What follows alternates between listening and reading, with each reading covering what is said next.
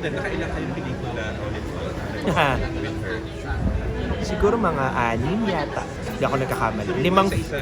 Ang unang-una, actually ang unang-una dapat ay Mater Dolorosa. Nung bumalik siya galing States, umuwi siya dito. Pinatawag niya kami kasi nga naghanap, I think nagtanong-tanong siya kung sino yung mga direktor na pwede niyang makatrabaho.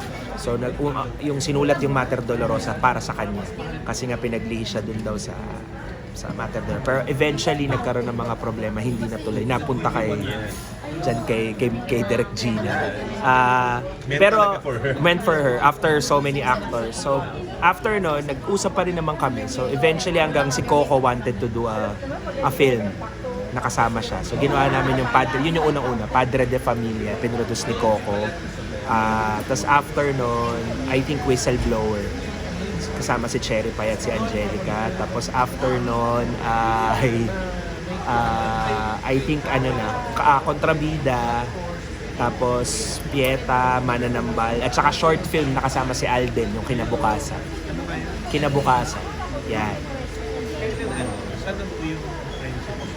Yun nga, siguro kasi nung ginawa yung Mater Dolorosa tapos hindi siya natuloy, ang feeling niya magtatampo ako sa kanya and stuff kasi nga hindi natuloy. Kasi paalis na kami nun parang 3 or 4, nakasana, magsushoot na kami. Tapos eventually hindi siya pinayagan yata ng TV5 kasi may kontrata siya sa TV5. Kasi tapos parang 3 or 4 days lumipad siya papuntang Tawi-Tawi for Daewoo. I think yun ang pinayagan ng TV5.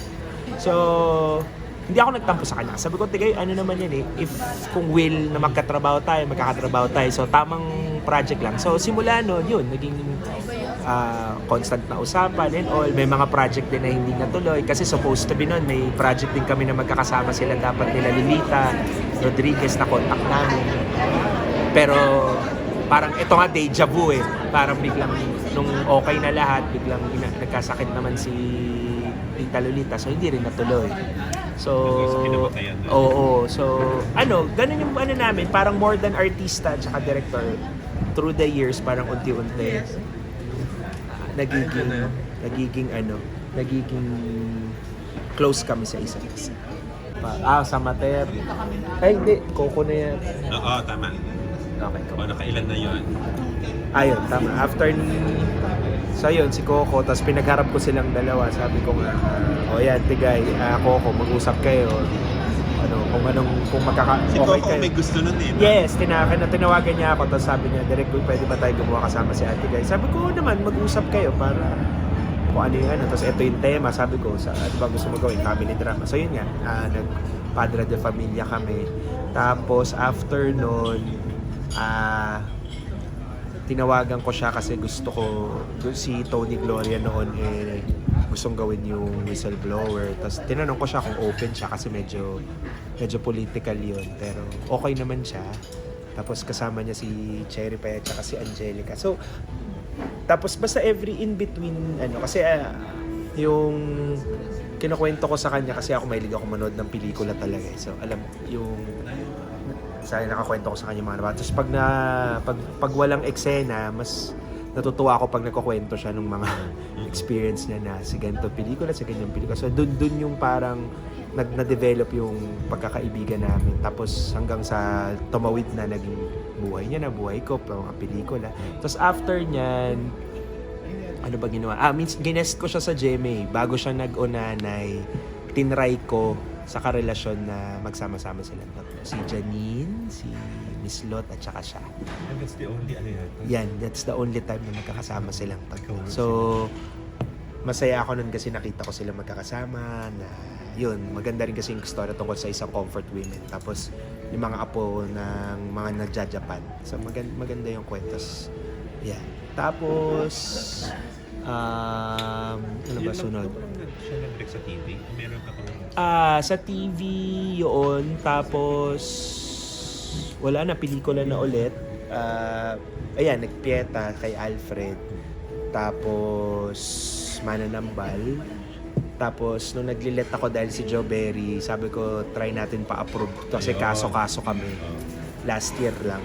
Sabi ko, pa-approve natin, baka pwedeng mag-guest si Ate Guy. So, natuwa naman yung management kasi reunion din nila ni Joe Berry. So, yun din yung huling work namin together kasi yung Mananambal na shoot muna namin bago yung Kaso ba sa isang tong ano? pinakahuling naming work yung Lilet Matches. Tapos, ano yung may mong bagay?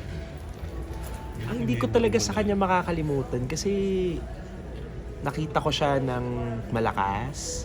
Tapos unti-unti alam ko na yung nangyari sa kanya na nahihirapan. Pero pag nakikita niya kasi yung mga fans, yung kita mong hirap siya huminga. Pero pag nakita niya yung mga fans niya, tatayo talaga siya. Tatayo at kahit anong pigil mo, hindi mo siya mapipigilan. Kakamayan niya talaga lahat ng mga tao. Kasi nung COVID pandemic nun, senior siya, bawal siya. Iisa-isahin niya talaga lahat. Yung direct, sige, hayaan mo na kaligayahan nila na makita ako. At ano. So, isa-isahin niya lahat, no matter what. Tapos, ang isa pa hindi ko makakalimutan sa kanya,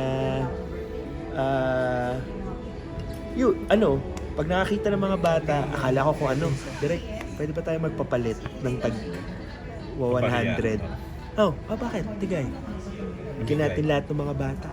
Ikaw talaga tigay. So, sabi ko, bahala ka, hahaba yung pila. So, wala siya.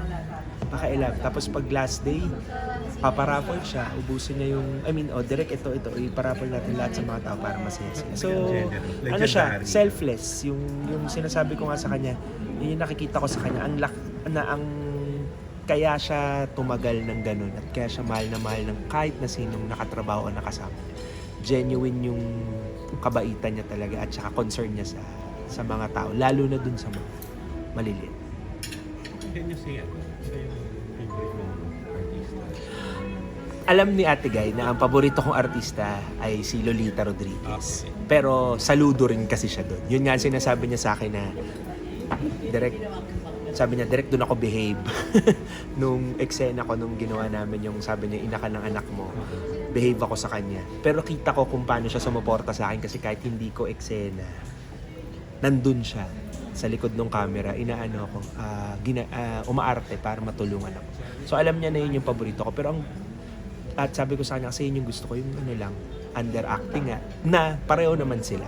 So, yun din yung gusto ko kay Ate. Kasi parang tinatanong nga namin siya, tinatanong ko siya, Ate Guy, paano mo ginagawa yun na pag sinabi mo sa kanya, Ate Guy, ito yung ganito, ito yung kailangan sa eksena.